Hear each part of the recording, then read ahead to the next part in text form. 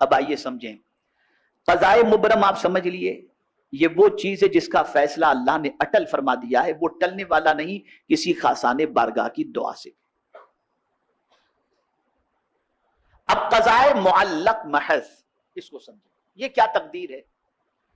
تو انسان سے گناہ ہوئے، تو انسان کے لیے، مومن سے گناہ ہوئے، اللہ عز و جل نے کوئی نہ کوئی بہانہ رکھ دیا، تم نماز پڑھو گے تمہارے یہ گناہ معاف ہو جائیں گے، تم روزے رکھو گے تمہارے یہ گناہ معاف ہو جائیں گے، تم حج کرو گے تمہارے یہ گناہ معاف ہو جائیں گے، تم زکوٰۃ دو گے تمہارے یہ گناہ معاف ہو جائیں گے، یہاں تک کہ قبر میں تم پہنچو گے، عذاب کا فرشتہ دائیں جانب سے آئے گا تو دائیں جانب کی نیکیاں کام آ جائیں گی، بائیں جانب سے آئے گا تو بائیں جانب کی نیکیاں کام آئیں گی، پیر کی طرف سے آئے گا تو پیر۔ تو یہ کیا ہے؟ کسی سبب سے اللہ عز و جل نے تمہاری بخشش کا انتظام کر رکھا ہے، لکھا ہوا ہے، لیکن پروردگار نے تمہارے لیے ایک ذریعہ بھی رکھا ہے کہ ان ذریعوں کے وجہ سے، اور یہ ذریعہ فرشتوں کو معلوم،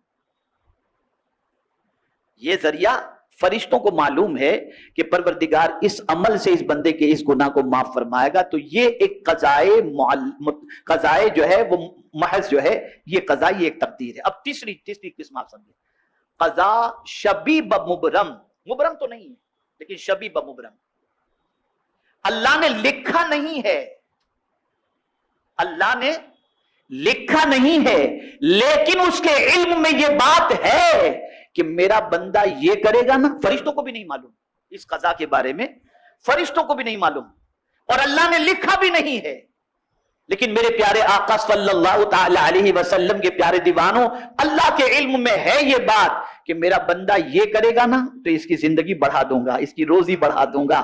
تو اب بندہ، یہ جو حدیث شریف میں ہے نا، رشتہ داروں سے اچھا سلوک کرو، اللہ تمہاری عمر میں اور مال میں برکت عطا فرمائے گا، تو یہ میرا مولا جانتا ہے کہ میرا بندہ یہ کرے گا تو میں اسے یہ عطا کر دوں گا۔ اب یہاں جو غلطی سب سے بڑی ہوتی ہے وہ یہ ہے کہ آدمی تقدیر کا بہانہ بنا کر سب کرنے سے رک جاتا ہے، یہ نہیں ہونا چاہیے۔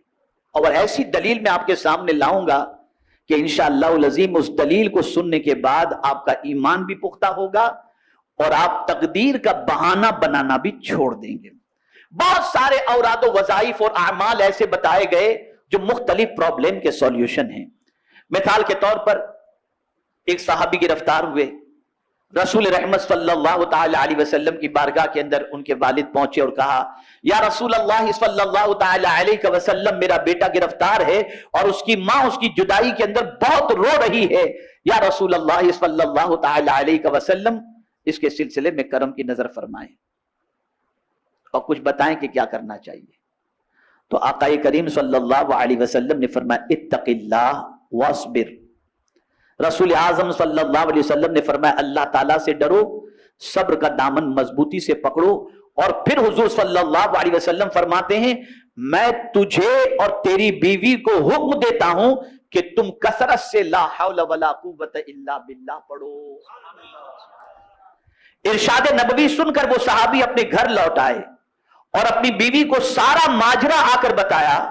وہ نیک بخت بیوی کہنے لگی، حضور صلی اللہ علیہ وسلم نے جس چیز کا ہمیں حکم دیا وہ بہت ہی عمدہ ہے۔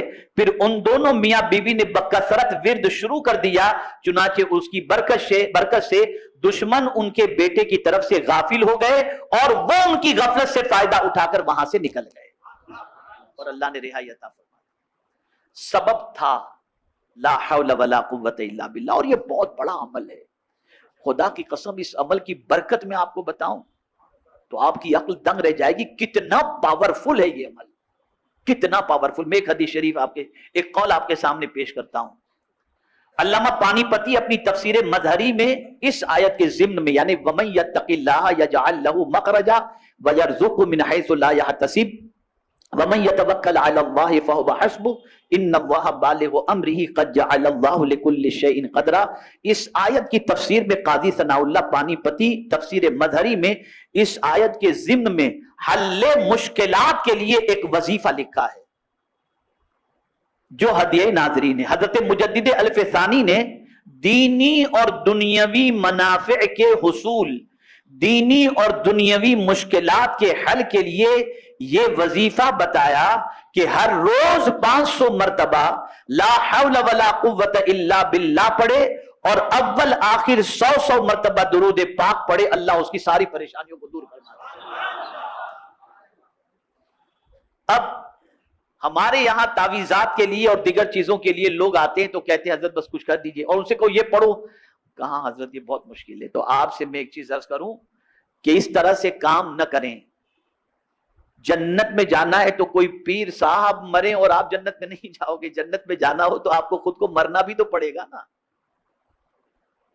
آپ مریں گے نہیں تو جنت میں جائیں گے کیسے؟ اب آپ کہیں پیر صاحب مرو بھی آپ لیکن جنت میں ہم جائیں گے، یہ کیسے ہوگا؟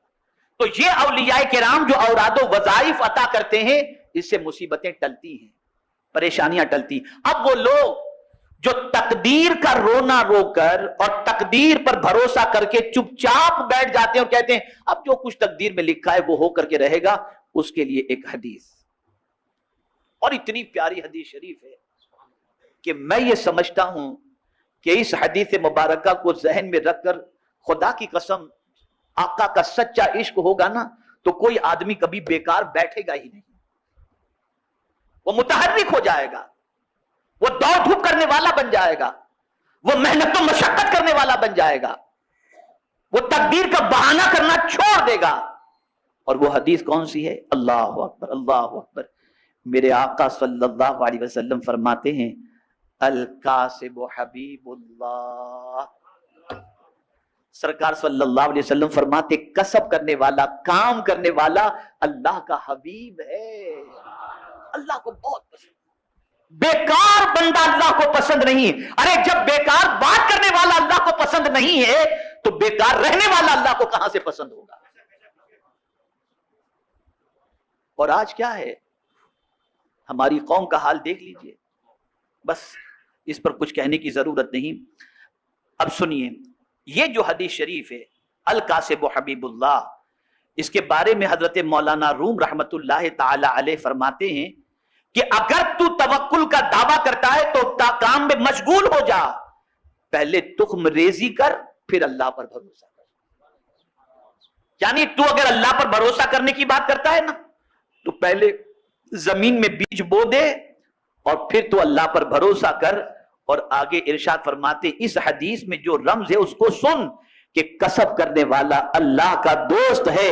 توکل کی وجہ سے اور تقدیر پر بھروسہ کرنے کی وجہ سے انسان کو کبھی بھی کام میں سستی نہیں کرنا چاہیے، اسے کام کرنا چاہیے۔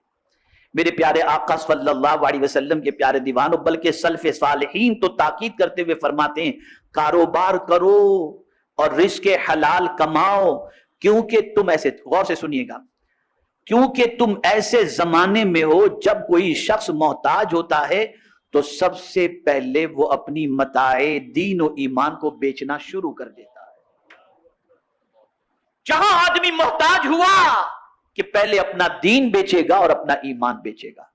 تو میرے پیارے آقا صلی اللہ علیہ وسلم کے پیارے دیوانوں، تجارت کرو، کسب کرو، محنت کرو، یہ ساری چیزیں کرنا ہماری ذمہ داری ہے اور رسول رحمت صلی اللہ علیہ وسلم کی سنت مبارک